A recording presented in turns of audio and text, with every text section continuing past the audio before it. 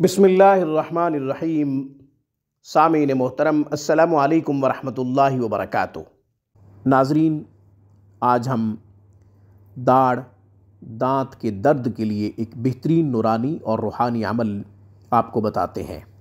नाज़रीन, दाँतों का दर्द हो या फिर दाढ़ का दर्द, इस अमल की बरकत से इंशाअल्लाह ख़त्म हो जाएगा, दर्द जाता रहेगा।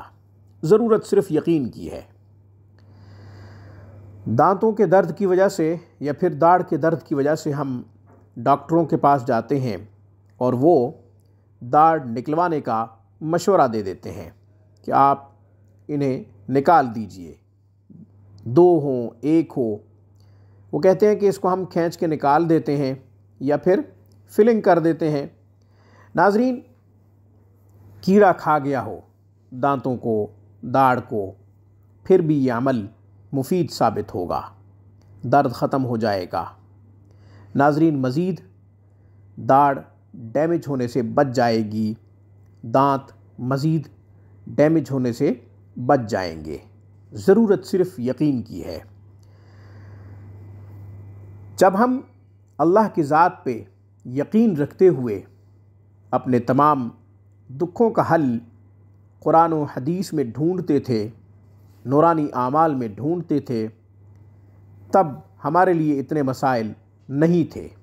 नाज़रीन, अब हमारा यकीन मादी चीज़ों पे हो गया है, जिसकी वजह से हम परेशान होकर कभी किस दर पे जाते हैं, कभी किस दर पे। नाज़रीन, तमाम दुखों के मदावे के लिए सिर्फ़ एक ही दर दिखाया है हमारे प्यारे पैगम्बर ख़ातमुन नबिय्यीन सरताजुल अव्वलीन वल आखिरीन जनाब मुहम्मदुर रसूलुल्लाह सल्लल्लाहु अलैहि वसल्लम ने। और हमें सिर्फ़ उसी दर पे झुकना चाहिए, उसी दर पे सजदारेज़ होना चाहिए, उसी दरवाज़े पे हमें अपनी जबीन को झुकाना चाहिए। नाज़रीन, वही है जो परेशानियों को खुशियों में बदलता है, दुखों को सुखों में तब्दील करता है। नाज़रीन, मुखालिफ असबाब को मुवाफ़क़त में तब्दील करता है। नाज़रीन, आसान सा अमल है। दांत का दर्द हो या दाढ़ का शदीद दर्द हो, डॉक्टर के पास जाने से पहले ये अमल कीजिए।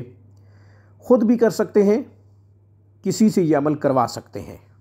करना क्या है, तरीक़ा ज़रा गौर से सुन लीजिए। नाज़रीन, एक लकड़ी की तख्ती या फिर लोहे की तख्ती ले लें, उस पे थोड़ी सी मट्टी बिछा दें, रेत बिछा दें, उसके ऊपर ये अल्फाज लिखें, ये हरूफ लिखें। नाज़रीन, माज़रत चाहूँगा, अल्फाज कह दिया है, हरूफ लिखें। हरूफ कौन से हैं? अबजद, हव्वज़, हा हमज़ा के साथ वाला, हव्वज़, हुत्ती, ये हा बारीक हा, हरूफ हल्की में ये बारीक हा जो जीम के साथ वाला है, हुत्ती। ये हरूफ रेत के ऊपर या जो मट्टी बिछाई है उसके ऊपर लिख लें। मट्टी भी पाक होनी चाहिए, तख्ती भी पाक होनी चाहिए। नाज़रीन, जिस मरीज़ के दांत में या दाढ़ में दर्द है, उसे कहें अपना हाथ वहाँ रखे। नाज़रीन, एक कील ले लें, पहले हर्फ पे कील को रख के दबा दें ज़ोर से और सूरह फातिहा 1 मरतबा पढ़ें। फिर मरीज़ से पूछें, क्या दर्द में कमी हुई, इफ़ाक़ा हो गया है, आराम आ गया है? मरीज़ कहे नहीं, तो फिर अलिफ के बाद बा के ऊपर कील रखें और सूरह फातिहा 1 मरतबा पढ़ें। इसी तरीके से तरतीब के साथ पहले हर्फ पे, दूसरे पे, तीसरे पे, चौथे पे,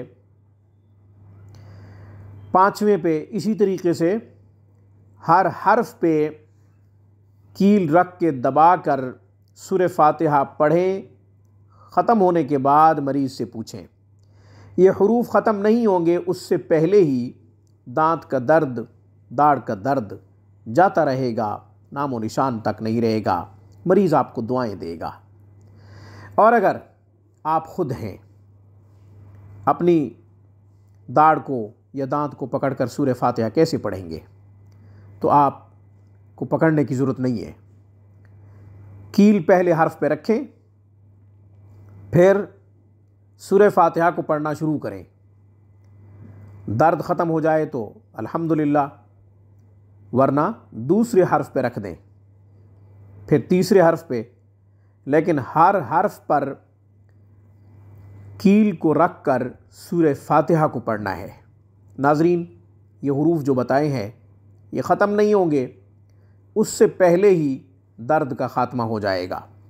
नाज़रीन, सूरह फातिहा बताई है जिसके बारे में हुज़ूर नबी करीम सल्लल्लाहु अलैहि वसल्लम का इरशाद गिरामी है कि ये तमाम बीमारियों के लिए शिफा है, ये उम्मुल क़ुरा है, ये तालीम मसअला है।